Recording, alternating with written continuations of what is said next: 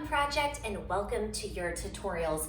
This week, there was not quite as many questions as normal, and while I always love your tutorial questions, one of the reasons I was happy to see less questions this week is because the routine that you were given this week is kind of an accumulation of a lot of different techniques and ideas and movements that we've been working on for the past 8 weeks. So I was happy to see less questions because I think that means that you all are learning and you're watching the tutorials, which made this routine make a lot more sense. All of that being said, today we're going to focus on a couple of things. Number one, more tips for releasing the hip flexors, the hardest thing ever. More tips for releasing the neck, also a hard thing. And then I want to dive into some of the breathing that you're doing this week in the oblique series because that is a big focus. So let's go ahead and get started. So in your warm-up this week, we are doing a straight leg seated position with a forward fold. Now, this is the moment when your hip flexors are going to want to tighten up because it's harder than you may imagine to sit with your back straight up and your legs straight out and not cramp up in the hips. Now, what I want to tell you today is that the releasing of the hip flexors is a long-term practice. There is not something that I can tell you today that instantly your hip flexors will suddenly learn to release. They take time and they take training. So for example, back in the day, there was this move that I used to do and my hip flexors always gripped. And so what I would do is I would spend time just sitting in that position, feeling my hip flexors tighten up, and then working to mentally release them, right? What do I need to do to let those muscles release? And then over time, it was easier for me to release that muscle, and then it became easier to grip other muscles. And now I would say overall, I don't have a major issue with my hip flexors tightening up. So here's what I want you to do today. I want you to sit down on the floor with your legs out in front of you and do a forward fold. Now, how far you go down does not matter. So it could be this far, okay? You just need to fold forward enough so that you feel some kind of stretch. And then you're just gonna stay there and you're gonna hold it. And you're gonna start to feel for when those hip flexors are tightening up. And the moment that you feel them tightening up, you're gonna tell your legs, can you release? Can you release? You're gonna shake them. You're gonna try to get those muscles to relax. Here's a good example. Have you ever laid down in your bed and your jaw is really tight and you have to mentally think about releasing your jaw? And sometimes it's a little bit harder than you think because the jaw automatically wants to tighten up, but then you gotta tell it to let go. That's the same kind of idea that we're doing here. You will have to mentally tell the hips to let go, and you will have to practice sitting in a position and letting them release. So again, sitting here, trying to get those hips to release, allowing the knees to be soft, maybe let them bend a little. Then you can start to feel, what is it like if I twist? Now maybe you tried that last position and you were like, Bethany, that did not work. My hips are still screaming. Do not worry, that's super common because what's happening in this position, right, with the butt on the floor, the back up, these are very long levers, both with the legs and with the upper body. So a little prop that could help you is basically to elevate the lower half of your body. So today I've brought out 2 pillows. I'm using 2 pillows because these are pretty squishy. So I got a second one so that way I'm a little bit higher up. And now I'm gonna sit my butt on top of here and try the exact same position. Instantly, you will feel a pressure release simply because your lower half is a little bit higher, okay? So now you're gonna try that same position through here. Just make sure that if you have hyperextended knees, they don't hyperextend in this one, so you may have to let your toes fall out to the side a little bit. This series can be performed up here on the pillow. Just when you take your hands back, you may not be able to go all the way down to the forearms, right? Because I'm causing an arch in my back.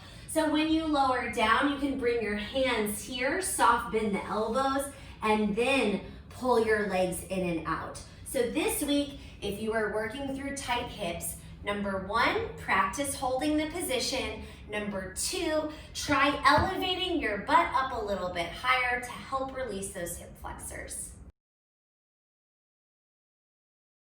Someone submitted a question this week asking if neck tension is normal. Now, normal is somewhat of a subjective word, so I think neck tension is very common, but it's definitely something that we want to avoid. So I want to give you all a few quick tips for neck tension. This kind of applies to everything overall. The first tip has to do with a plank position. So anytime I have you on hands and knees or in a full plank position, the closer your hands are to the floor, the more likely your neck is to tense up. So you can bring yourself onto blocks like so. I'm specifically thinking about the leg series. This will definitely help with any kind of neck tension by having your hands up a little bit higher. The next place you could go for higher hands is where? Onto a chair, right? So I do show mini series this week where you can do it on a chair. So tip 1 for a tight neck in a plank position is to elevate your hands. My second tip for releasing the neck is actually one of my favorites, and it's really quite simple. It has to do with shaking your head no. This is pretty commonly found in Pilates. This series that I'm thinking of right now is when you push your arms back here. Sometimes it'll be push back, hold, look right and left, then go again. And this little turning of the head instantly helps to release the neck. So if you ever watch any of my videos, every single time, I should make a compilation, every single time I get into a plank, you'll notice me do this. Watch. You see it? I got into my plank, I rolled my shoulders back, and then I turned my head a little bit. This is second nature to me now because it's one of the ways that I check to see if my neck is tightened up. If I'm like here, it's gonna be really, really difficult to turn my head. So instead, shoulders go back, then a nice little head shake, and now you're prepped for your exercise.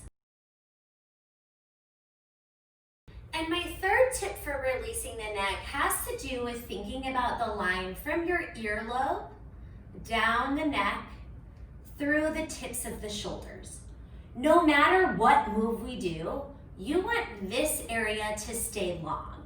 So when I lift my arms overhead like this, right? See how my shoulders lifted up? Look at this space from my earlobe to my shoulder. There's nothing in here. Now watch the difference. See? Now, the muscle I had to engage to go from here to here is actually my back muscle. It's the lat. So when I lift my arms up, I'm gonna think about pulling the shoulder blade down. The shoulder blade consistently plugs downward even as the arm lifts up, or really no matter what you're doing, right? Not here. I need to plug my shoulder blades down and anchor them in. So we want to start to learn how to connect with these muscles. It's often described as sliding your shoulder blades down into your back pant pockets, okay? So you want to think about anchoring them through here.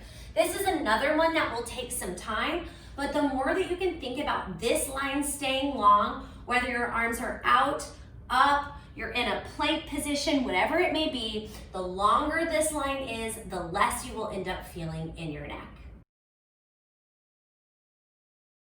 And the last thing we're going to talk about today is breathing.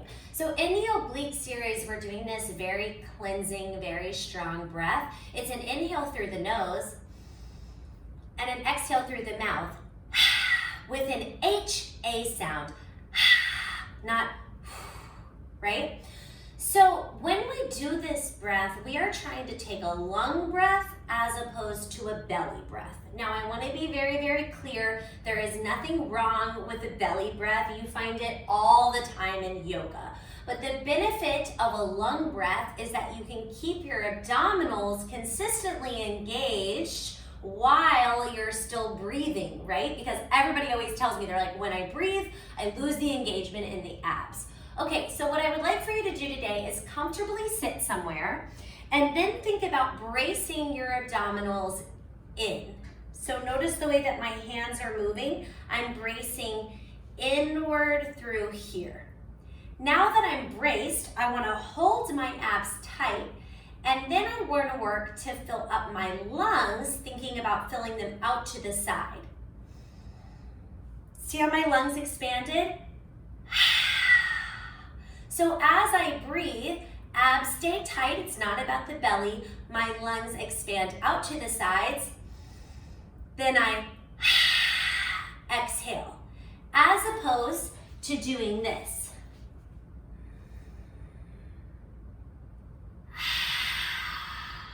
That's a belly breath. Here's a lung breath.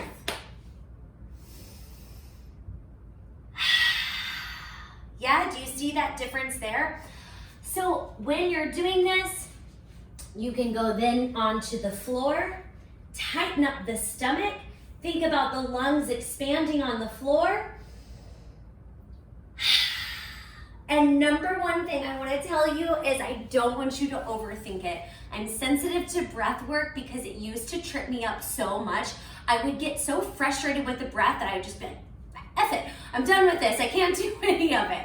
And it shouldn't be that way, okay? So overall, give yourself air. Your body knows how to breathe. Focus on tightening up the belly, get a little air into the lungs, then spit it out with a good H-A. Ha ha ha.